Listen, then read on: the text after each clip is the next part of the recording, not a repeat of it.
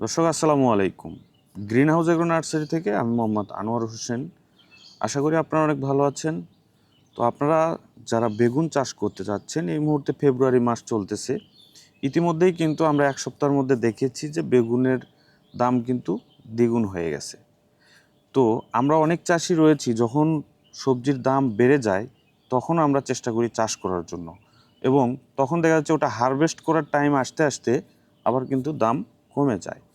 তো এই যে গ্রীষ্ম এবং বর্ষাকালে কিন্তু আমরা ইতিমধ্যে দেখেছি যে বেগুনের দাম কিন্তু অনেক হাই থাকে।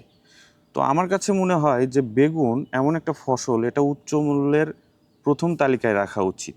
যারা বেগুন চাষ করেছেন, যারা বেগুন চাষ করে লাভবান হয়েছেন, তারা কিন্তু জানেন। তো আজকে আমরা এই বেগুন চাষ সম্পর্কে একটা সাধারণ আলোচনা করব। আপনারা যারা বেগুন চাষ করতে চাচ্ছেন, আমি মনে করি এই ভিডিওটি দেখার পরে আপনি জানতে পারবেন কিভাবে বেগুন চাষ করলে আপনি লাভবান হবেন। তো চলুন কথা না বাড়িয়ে শুরু করা যাক আজকের আলোচনা। দর্শক, আমার হাতে একটি সুস্থ সবল বেগুনের চারা দেখতে পাচ্ছেন। এই বেগুনের চারাটা যখন আপনি জমিতে রোপণ করবেন, তখন কিন্তু এই গাছ থেকেই আপনাকে ফলন দিবে। তো এই যে গাছ রোপণ করলাম আর যে ফলন নিলাম, এটা কিন্তু না। এই চাষ করতে গেলে আমাদের কি কি সমস্যা আসতে পারে এবং কোন নিয়মে চাষ করলে আমরা এখান থেকে আমরা কাঙ্ক্ষিত রেজাল্ট পাবো এবং এখান থেকে লাভবান হতে পারবো, সেই বিষয়গুলো কিন্তু আমাদের জানা অত্যন্ত জরুরি। জমি তৈরি থেকে শুরু করে সার ম্যানেজমেন্ট, স্প্রে এবং গাছের পরিচর্যা কিভাবে করতে হয়, এটাও কিন্তু আমাদের জানা জরুরি। তো দর্শক, বেগুন চাষ করতে গেলে কিন্তু আমাদের ভালো একটা জমি নির্বাচন করতে হবে। দোআঁশ মাটি, এঁটেল দোআঁশ এবং বেলে দোআঁশ, এই তিনটা ধরনের মাটি আপনারা বেগুন চাষের জন্য সিলেক্ট করবেন। এই বেগুন চাষে করতে গেলে যে মাটিটার জমি প্রস্তুত করতে হবে, এটা মোটামুটি অন্যান্য যে ফসলগুলো রোপণ করার জন্য জমিটা যেভাবে তৈরি করে থাকেন, ঠিক একই নিয়ম, এটাতে পার্থক্য নেই। আমরা ওইভাবে জমির মাটিটা তৈরি করে ফেলবো।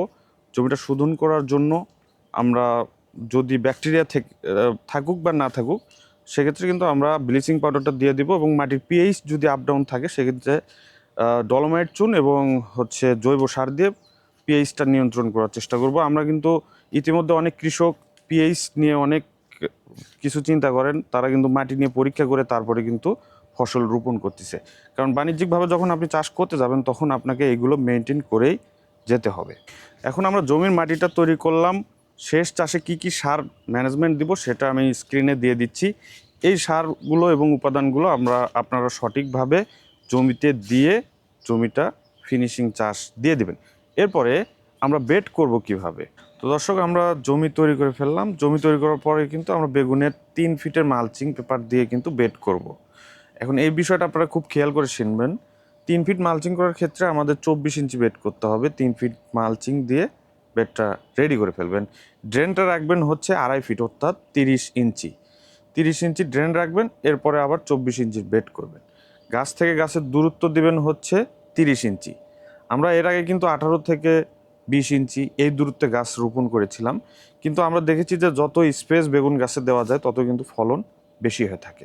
এখন আমাদের চারা রোপণ করার পালা। চারা রোপণ করার পরে আমরা কি করতে পারি, আমরা কিন্তু ড্রেঞ্চিং করে দিতে পারি হিউমিক অ্যাসিড এবং সাথে কার্বনডাজিম যুক্ত করে গাছের গোড়ায় কিন্তু আমরা এটা দিয়ে দিলে তাহলে কি হয়, গাছের রোগ প্রতিরোধ ক্ষমতা বেড়ে যায়। বেগুন চাষের ক্ষেত্রে সবচেয়ে মারাত্মক সমস্যা দুটি, সেটা হচ্ছে মোজাইক ভাইরাস, আরেকটি হচ্ছে ডগা ও ফল ছিদ্রকারী পোকার আক্রমণ। আরও কিছু সমস্যা রয়েছে, সেগুলোর থেকে এই দুইটা বেশি সমস্যা হয়ে থাকে। তো এই দুইটা সমস্যার কারণে অনেকে বেগুন চাষে আসতে চান না।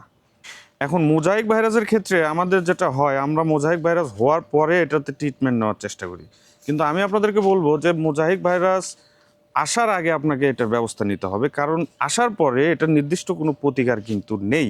চারা রোপণ করার থেকে শুরু করে এই যে আমরা গোড়ায় ড্রেঞ্চিং দিলাম, কার্বনডাজিম দিলাম, ছত্রাকনাশক দিলাম, এরপরে চারার বয়স একটু 15-20 দিন হওয়ার পরেই কিন্তু আমরা সেটাতে ব্যাকটেরিয়া নাশক স্প্রে করতে পারি।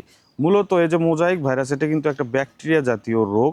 এইটা যখন আপনার একটা গাছে হয়ে থাকে তখন কিন্তু এটা খুব দ্রুত আপনার সাদামাছি হোক, শোষক পোকা হোক, এই পোকাগুলো কিন্তু একটা গাছ থেকে এটা বাহক হিসেবে আরেক গাছে নিয়ে যেয়ে এই মোজাইক ভাইরাসটা কিন্তু আক্রান্ত করে ফেলে। আপনারা জানেন যে ভাইরাসের তো কোনো হাত পাও নেই, আসলে এই পোকাই কিন্তু এক গাছ থেকে আরেক গাছে এই ভাইরাসটা বহন করে থাকে। তো আমরা এটার জন্য অনেক ধরনের ব্যবস্থা নিতে পারি।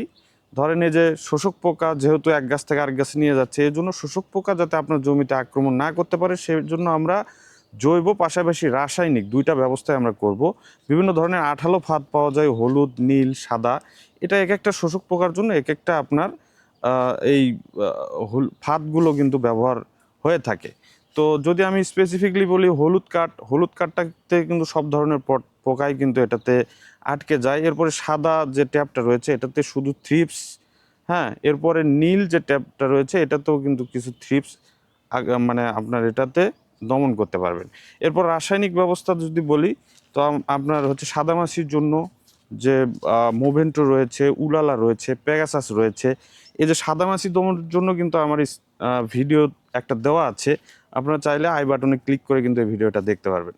তো এইটা গেল মোটামুটি ভাইরাস দমনের আপনার প্রাথমিক ব্যবস্থা। আপনার শুরুর থেকে এটা কিন্তু আপনার ব্যবস্থা নিতে হবে। যদি আপনার এটা আক্রমণ হয়ে যায় তখন কিন্তু আর এটা ঠিক করতে পারবেন না। পরে আসি ফল ও ডগা ছিদ্রকারী, যেটা বেগুনের হচ্ছে মহামারী একটা রোগ। এটার জন্য আমরা ইনসিপিওটা ব্যবহার করতে পারি, ট্রেসার ব্যবহার করতে পারি, সাকসেস ব্যবহার করতে পারি। এছাড়াও আরও কিছু এভামেকটিন বেনজয়েড পাতা অ্যাড করে রাসায়নিক হিসেবে এগুলো কিন্তু ব্যবস্থা করতে পারি। আর জৈব হিসেবে আমরা লিওর ব্যবহার করতে পারি, হ্যাঁ, ফেরোমন ট্র্যাপ ব্যবহার করতে পারি। অনেক ধরনের ব্যবস্থা রয়েছে, আপনাকে কিন্তু সবগুলোই অ্যাপ্লাই করতে হবে। যদি আপনি বাণিজ্যিকভাবে শুরু করেন, এখানে কিন্তু আপনার এই সুযোগ নাই যে এটা ব্যবহার করলে হবে না, এটা ব্যবহার করলে হবে না, তখন এই সুযোগটা আপনার নেওয়া যাবে না।